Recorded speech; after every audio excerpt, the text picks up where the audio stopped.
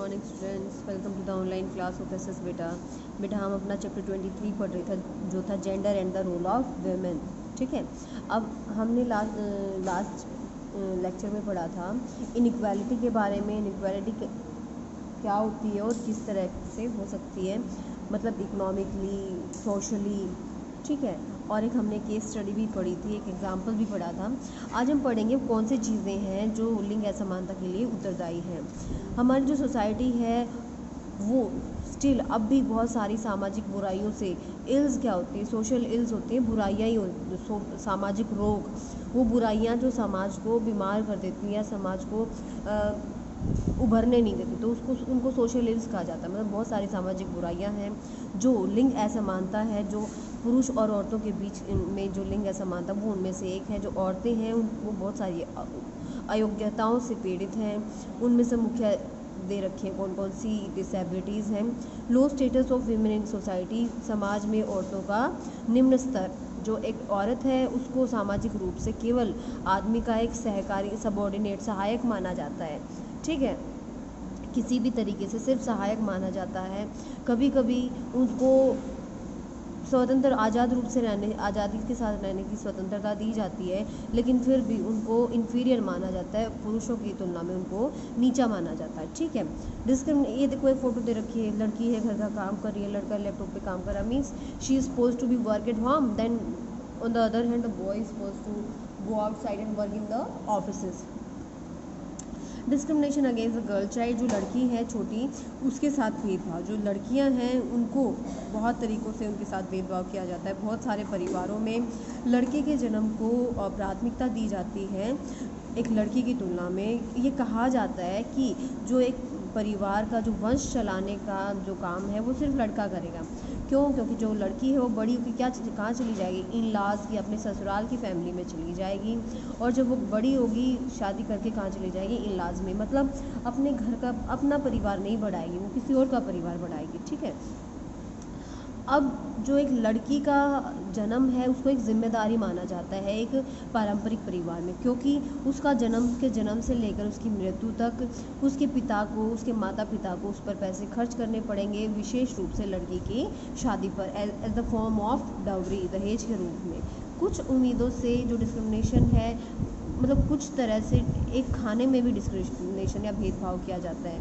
ठीक है, जब देखो सारा पैसा लड़कों की शिक्षा पर खर्च किया जाता है, लड़कियों के लिए कहाँ, लड़कियों के लिए कोई भी कंसर्न नहीं होती है कि किस रूप में, विशेष रूप से जो डाउरी होता है सिर्फ उसके लिए पैसे बचाए जाते हैं। ठीक है, उनकी शिक्षा का जो पैसा है वो वहाँ बचाकर डाउरी पे खर्च किया जाता है।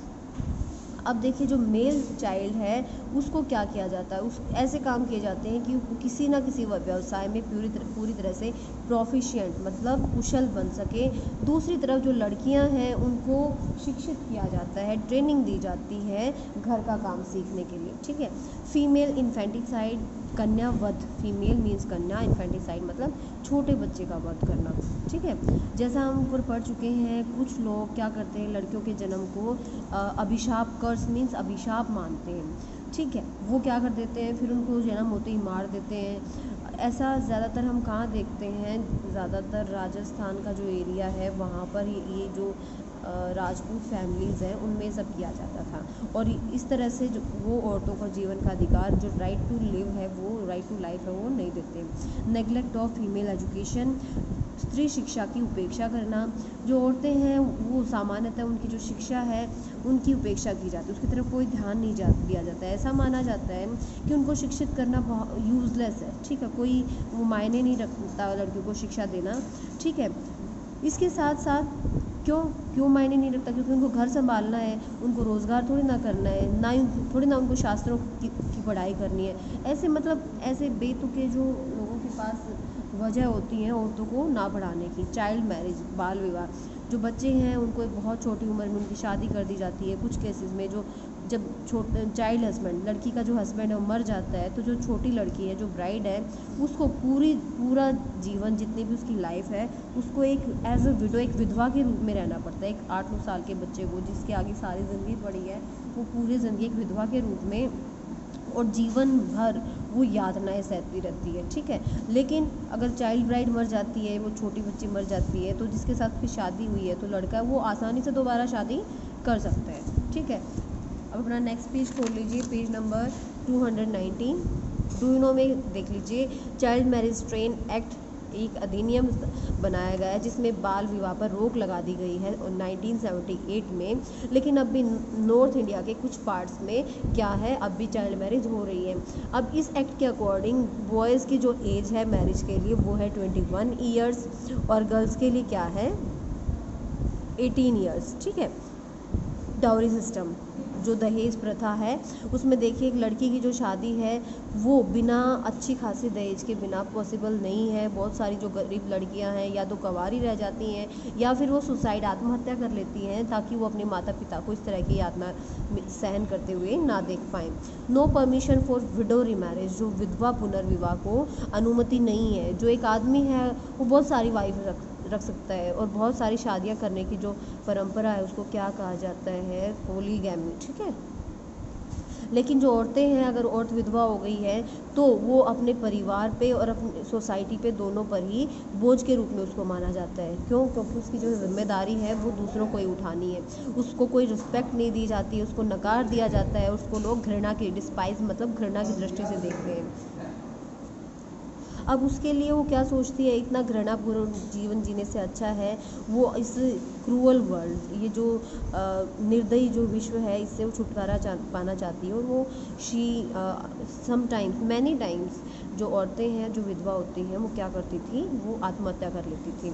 कई बार वो अपना घर भी छोड़ देती थी। सती सिस्टम क्या होता था, ये बहुत सबसे ख़राब एक प्रथा है जिसमें जो विधवा थी उसको अपने आप को अपने जो उसका मरा हुआ पति होता था उसके अंतिम संस्कार के समय उसकी चिता में उसको जिंदा जलना जाता था। अगर वो मना करती तो जो पुजारी और उसके जो रिलेटिव्स होते थे वो उसको चिता में धकेल देते थे। ये क्या प्रूव करता है कि जो ये सेल्फिश सोसाइटी है जो सिर्फ अपने बारे में सोचती है, वो सिर्फ औरतों को वुमेन फोक के नाम पर कि कथाओं के नाम पर उनको टॉर्चर पीड़ित करती रहती है। अब हिंदू वुमेन को अपनी जो उनको कोई प्रॉपर्टी रखने का भी कोई अधिकार नहीं है। विशेष रूप से जो हिंदू समाज है उसमें एक औरत को अपने पति और अपने पिता की जो प्रॉपर्टी में हिस्सा लेने का कोई अधिकार नहीं माना जाता। According to the census of 2011 की जनगणना के अनुसार जितने भी लड़के थे उनके 76% शिक्षित हैं, जबकि लड़कियां केवल 54% ही लिटरेट हैं।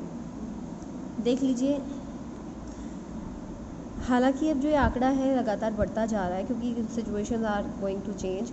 अब देखिए अगला है contribution of social reformers in the field of gender equality and empowerment of women. जो समाज सुधारक थे उनका लिंग समानता और स्त्रियों को सशक्त कर स्त्रियों के सशक्तिकरण में क्या योगदान रहा है। जो आधुनिक जो समाज सुधारक जो आंदोलन रहे हैं उन्होंने औरतों की दयनीय दशा की तरफ लोगों का ध्यान आकर्षित किया है और उन्होंने उनकी प्लाइट मतलब उनकी स्थिति को सुधारने का प्रयत्न किया। सबसे ज़्यादा सुधार की प्रयास किए राजा राम मोहन राय ने, जिन्होंने 1828 में ब्रह्म समाज की स्थापना की और किस पर जोर दिया, स्त्री शिक्षा पर और विधवा पुनर्विवाह पर इन्होंने जोर दिया। उन्होंने लॉर्ड विलियम बेंटिक को जो सती सिस्टम था उसको कानूनी रूप से रोक लगाने का भी सजेस्ट किया या सलाह दी। ईश्वर चंद्र विद्यासागर ने बहुत सारी शैक्षणिक संस्थाएं या मतलब स्कूल कॉलेजेस खोले और जो विडो रीमैरिज है, विधवा पुनर्विवाह है, विधवाओं को दोबारा शादी करने की बात पर जोर दिया। इसके साथ साथ उन्होंने बाल विवाह के खिलाफ भी आंदोलन शुरू किए। स्वामी दयानंद सरस्वती ने आर्य समाज की स्थापना की और बोथ सेक्सेस मतलब लड़के और लड़की दोनों की समानता पर जोर दिया और उन्होंने औरतों की शिक्षा की वकालत की। उन्होंने देखो साथ साथ जो सती सिस्टम था जो सती प्रथा थी और जो कन्यावध था उसके खिलाफ भी उन्होंने अभियान चलाए। फिर है सर सैयद अहमद खान। इन्होंने विशेष रूप से जो मुस्लिम स्त्रियों की खराब दशा थी उसको सुधारने पर जोर दिया। सबसे पहले उन्होंने पर्दा सिस्टम हटाने की मांग की। फिर उन्होंने जो पॉलीगैमी कि एक आदमी बहुत सारी शादियां कर लेता था मुस्लिम समाज में, उसका भी उन्होंने पुरजोर विरोध किया। इसके साथ साथ उन्होंने मुस्लिम वीमेन जो मुस्लिम औरतें थीं उनकी शिक्षा की भी काफ़ी वकालत की या फिर जोर दिया। काफ़ी हद तक टू सम एक्सटेंट, मतलब काफ़ी हद तक जो धार्मिक और सामाजिक सुधारों के प्रयास से 19वीं शताब्दी में जो औरतों की स्थिति थी वो काफ़ी इम्प्रूव हो गई। शैक्षणिक संस्थान विशेष रूप से एक्सक्लूसिवली फॉर वीमेन, मतलब विशेष रूप से औरतों के लिए खोले गए। बहु विवाह, पॉलीगैमी, मतलब बहुत सारी शादियां करने की जो प्रथा थी उसको रोक लगा दी गई। विडो रीमैरिज, जो विधवा पुनर्विवाह है उसको स्वीकार कर लिया गया, सरकार ने उसको कानूनन सहमति दे दी।